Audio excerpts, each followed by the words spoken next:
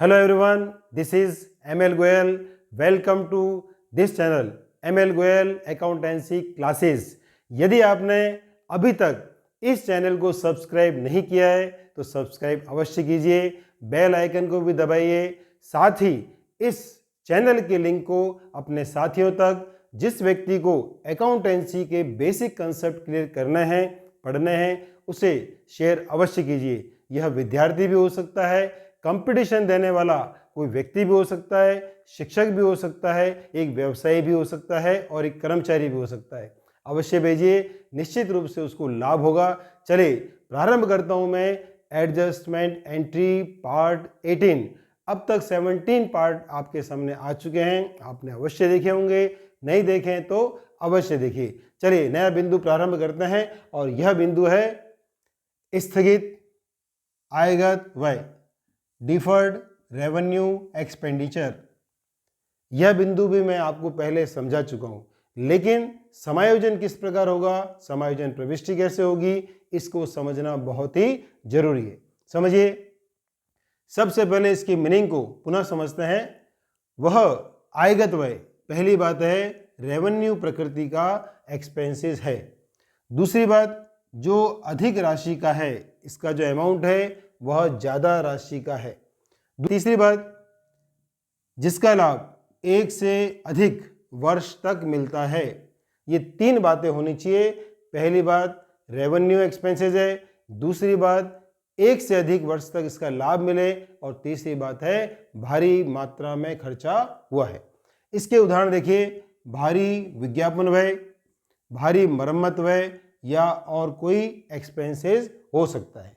चलिए करना क्या है, ऐसे व्यय को एक से अधिक वर्षों के लाभ में से अपलिखित किया जाता है। क्यों किया जाता है? क्योंकि इसका लाभ एक से अधिक वर्ष तक मिल रहा है। प्रतिवर्ष जो राशि अपलेखन से रह जाती है, चिट्ठे के संपत्ति पक्ष में दर्शाते हैं। यह आपकी कृत्रिम संपत्ति है। क्लियर? अब लेते हैं एक उदाहरण। देखिए, विज्ञापन व्यय ₹50,000, जिसका लाभ 5 वर्षों तक मिलेगा। इसका मतलब है आपने इस वर्ष एडवर्टाइजमेंट पर 50,000 रुपीज खर्च किए और ग्राहकों के दिमाग से आपके उत्पाद 5 वर्षों तक बने रहेंगे, हमको इसका लाभ मिलेगा। तो जो 50,000 रुपये है वह इस वर्ष का खर्चा न होकर के 5 वर्षों का खर्चा है। इसे 5 वर्षों में डिवाइड करना पड़ेगा। तो सबसे पहले देखिए इसकी entry, advertisement account debit to bank, यह तो विज्ञापन करने का खर्चे की प्रविष्टि। दूसरी बात, प्रतिवर्ष अपलिखित राशि कैसे निकालें। जो इसका जीवन काल है 5 वर्ष, उसमें इसे बांटना है। तो 50,000 को 5 से डिवाइड कीजिए, अमाउंट आ गया कितना, 10,000। इस 10,000 को प्रतिवर्ष लाभानी खाते में दिखाना है, 5 वर्ष तक दिखाओगे। तो एंट्री हमारी क्या बनती है पहले वर्ष में, profit and loss account debit to advertisement. तो एडवर्टाइजमेंट का जो अमाउंट है 50,000, उसमें से 10,000 ट्रांसफर कर दिया और इसी राशि को प्रॉफिट एंड लॉस अकाउंट में लिखेंगे टू एडवर्टाइजमेंट 10,000। यहाँ तक बात क्लियर? अब दिखाते हैं बैलेंस शीट में। तो जो राशि इस वर्ष अपलेखन से रह गई है, कितनी रही है, 50,000 माइनस 10,000, 40,000। तो 40,000 को यहाँ दिखाना है। Advertisement 50,000 less right of amount 10,000 और ये अमाउंट कितना आ गया, 40,000। यह है स्थगित आयगत व्यय। अगले वर्ष अगर आपसे पूछा जाए प्रश्न कि द्वितीय वर्ष में कितनी राशि अपलिखित होगी और कितनी राशि चिट्ठे में दर्शाएंगे, तो अपलिखित होगी 10,000 और चिट्ठे में कितना आएगा, 40,000 में से 10,000 लेस कर दीजिए, 30,000। तो यह था बिंदु स्थगित आयगत व्यय। अब जरा इस बिंदु को समझिए। संपत्ति का निजी उपयोग, personal use of assets by proprietor. व्यवसाय की जो संपत्ति है, उस संपत्ति का उपयोग व्यवसाय में होता है, लेकिन कभी कभी स्वामी उसका उपयोग अपने निजी कार्यों के लिए करते हैं। ऐसी स्थिति में जो संपत्ति पर डेप्रिसिएशन लगता है और जो संपत्ति पर खर्च होता है, उसका वह भाग जो स्वामी द्वारा उपयोग किया गया है उसके द्वारा वहन किया जाएगा और उसे ड्राइंग्स की तरह माना जाएगा। चलिए समझते बिंदु को। व्यवसाय के स्वामी द्वारा व्यवसाय की स्थायी संपत्ति का पूर्ण रूप से या आंशिक रूप से निजी कार्य में उपयोग, यह तो हो गया इसका मीनिंग। स्थायी संपत्ति के रखरखाव मेंटेनेंस, व्यय और मूल्यह्रास डेप्रिशिएशन को आहरण ड्राइंग्स मानकर पूंजी में से लेस करेंगे। और ध्यान ये रखना है कि जितना भाग निजी कार्यों में आया है उतना ही भाग एक्सपेंसेस का और डेप्रिशिएशन का ड्राइंग्स के रूप में लेना है। बाकी राशि प्रॉफिट एंड लॉस अकाउंट से अपलिखित करनी है। एक उदाहरण लेते हैं। मोटर कार 5 लाख रुपए, मोटर कार एक्सपेंसेस 10,000 रुपीज़ और डेप्रिशिएशन 10% पर एनम, वार्षिक 10% मूल्यह्रास है। मोटर कार का 1/4 उपयोग स्वामी के निजी कार्य में होता है, तो मोटर कार का जो वर्ष भर का उपयोग है उसका 1/4 उपयोग स्वामी अपने कार्यों के लिए करते हैं। देखिए मोटर कार पर जो डेप्रिशिएशन है वो डेप्रिशिएशन बनता है कितना, 5 लाख का 10% 50,000। अब जो स्वामी खर्च है उसको देखिए, डेप्रिशिएशन का 1/4 ये हो गया 12,500 रुपये और जो एक्सपेंसेस है उस एक्सपेंसेस का भी 1/4 ये हो गया 2,500। तो ये अमाउंट ड्राइंग्स मान करके कार्य करना है। पहली एंट्री देखिए, सबसे पहली बात डेप्रिशिएशन की एंट्री और मोटर कार के एक्सपेंसेस की एंट्री हो चुकी है। तो डेप्रिशिएशन और मोटर कार एक्सपेंसेस का वह भाग जो स्वामी द्वारा वहन किया जाना है ड्राइंग्स में ट्रांसफर कर दीजिए। तो drawings account debit to depreciation और to motor car, depreciation account और मोटर कार एक्सपेंसेस का सही होता है डेबिट, उसको कर दीजिए क्रेडिट और ट्रांसफर कर दीजिए ड्राइंग्स में। क्लियर? तो ये तो हो गई adjustment entry. Profit and loss account में वह राशि दिखाइए जो व्यवसाय द्वारा वहन की जानी है। टू डेप्रिशिएशन 50,000 का 3/4, मोटर कार एक्सपेंसेस भी 3/4, तो दोनों amount profit and loss account में हमने लिख दिए। बैलेंस शीट में कैपिटल में से जो कैपिटल आपको दी है उसमें से ड्राइंग्स मान करके 15,000, देखिए इधर इस अमाउंट को यहाँ पर लेस कर दिया। मोटर कार है 5 लाख रुपीज़ और उसमें से पूरा डेप्रिशिएशन लेस कर दीजिए 50,000।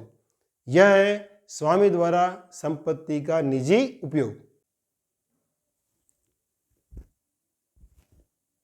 अब हम अंतिम समायोजनों की तरफ बढ़ रहे हैं। चलिए समझते हैं कुछ और एडजस्टमेंट। सबसे पहले है ये संयुक्त साहस जॉइंट वेंचर से संबंधित व्यवहार। इसी प्रकार से प्रेषण कंसाइनमेंट के संबंध में व्यवहार। देखिए जॉइंट वेंचर और कंसाइनमेंट दोनों ही अपने आप में अलग अलग यूनिट है और यूनिट के रूप में ही इन्हें ढंग से पढ़ना पड़ेगा। तो मैं इसके लिए अलग से सीरीज बनाऊंगा और वहाँ पर आपको ये बात अच्छे समझ में आ जाएगी। बात आपको ये समझनी है कि फाइनल अकाउंट बनाते समय जॉइंट वेंचर और कंसाइनमेंट का कोई बिंदु दिया है तो उसका एडजस्टमेंट भी करना पड़ेगा। नेक्स्ट है अशुद्धि सुधार संबंधी समायोजन, adjustment related to rectification of error. तो अगर किसी प्रकार की अशुद्धि हो गई है लेखा पुस्तकों में तो उसके सुधार के संबंध में समायोजन करना पड़ेगा। इसका भी अलग से चैप्टर है, अलग से यूनिट है, इसकी भी सीरीज अलग से बनाई जाएगी। यहाँ आपको क्या करना है कि फाइनल अकाउंट बनाते समय अगर आपको किसी प्रकार की अशुद्धि समायोजन में दी है तो उसका प्रभाव फाइनल अकाउंट पर दर्शाना है। कुछ उदाहरण से मैं इस बात को क्लियर करूंगा। सबसे पहले देखिए, रमेश को 2,000 रुपये का माल बेचा पर लेखा करना भूल गए। अब देखिए इसकी जो प्रविष्टि है वह एंट्री है डेटर्स अकाउंट डेबिट या Ramesh account debit to sales. तो करना क्या, आपको डेटर्स में भी जोड़ दीजिए और सेल्स के अंदर भी जोड़ दीजिए। तो समझिए ट्रेडिंग अकाउंट में सेल्स में इसे ऐड कर दें मैं और बैलेंस शीट में डेटर्स में इसको ऐड कर दीजिए। ये हो गया भूल सुधार। दूसरा पॉइंट समझते हैं। फर्नीचर पर मरम्मत के 500 रुपये फर्नीचर खाते में लिख दिए। देखिए, फर्नीचर या स्थायी संपत्ति के मेंटेनेंस पर किसी प्रकार का खर्चा हुआ है तो एंट्री क्या होगी? Repair and maintenance account debit to cash, और इसको प्रॉफिट एंड लॉस अकाउंट में दर्शाते हैं। पर किया क्या? फर्नीचर अकाउंट में जोड़ दिया, इससे स्थायी संपत्ति बढ़ गई। तो अब सुधार कीजिए, क्या करेंगे समझिए। P&L अकाउंट के डेबिट में टू रिपेयर 500 रुपये लिख दीजिए। बैलेंस शीट के एसेट्स में फर्नीचर में से इसे घटा दीजिए। ये हो गया इसका सुधार। बहुत सारे ऐसे बिंदु आपको मिलेंगे जिसमें आपको सुधार करना पड़ेगा। अच्छी तरह समझने के लिए जो सीरीज मेरी आएगी रेक्टिफिकेशन ऑफ एरर, उसको जरूर देखिए आप लोग। नेक्स्ट समझिए, संदिग्ध दायित्व, कंटीजेंट लायबिलिटीज। ये बिंदु पहले भी आया है, लेकिन यहाँ इसलिए जरूरी है क्योंकि फाइनल अकाउंट बनाते समय ये बिंदु आपको मिलेंगे। तो संदिग्ध दायित्व किसे कहते हैं? वह दायित्व जो वर्तमान में दायित्व नहीं है, जिसका उत्पन्न होना भविष्य की घटना के घटित होने पर निर्भर है।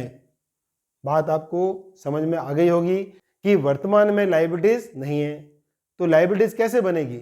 अगर भविष्य में कोई घटना घटित होती है तो लायबिलिटीज उत्पन्न होगी। इसके कुछ बिंदु हैं, समझ लीजिए। बुनाए गए विनिमय बिल, बिल ऑफ एक्सचेंज। देखिए, अगर बिल ऑफ एक्सचेंज को समय से पहले बैंक में जाकर के डिस्काउंटेड कर लिया है, तो जब देय तिथि आएगी तो उसको चुकाने की जिम्मेदारी अगली पार्टी की है। किसकी? डेटर्स की। और डेटर्स ने अगर नहीं चुकाया तो हमें चुकाना पड़ेगा। ये भविष्य में घटना घट गई। दूसरा बिंदु, जमानत संबंधी दायित्व। अगर आपने किसी की जमानत दी है तो दायित्व कब उत्पन्न होगा? जब जमानत देने वाले ने विपरीत कार्य किया है तो हमारी लायबिलिटीज उत्पन्न हो जाएगी। इसी प्रकार से अंशधारी का दायित्व। देखिए, शेयर्स पर कुछ राशि कंपनी बचा के रखती है। कब लेती है? जब कंपनी का समापन होता है, और यह इसलिए करती है कि लेनदारों में विश्वास पैदा हो। तो अगर कंपनी का समापन होगा तो लायबिलिटीज उत्पन्न होगी। लास्ट है विचाराधीन दावे। किसी प्रकार के केस अगर न्यायालय में चल रहे हैं व्यवसाय के, तो व्यवसाय के जो केस चल रहे हैं अगर हम जीत गए तब तो लायबिलिटीज उत्पन्न नहीं होगी, लेकिन अगर हम नहीं जीते तो लायबिलिटीज उत्पन्न हो जाएगी और हमें चुकाना पड़ेगा। अब इसमें करना क्या है?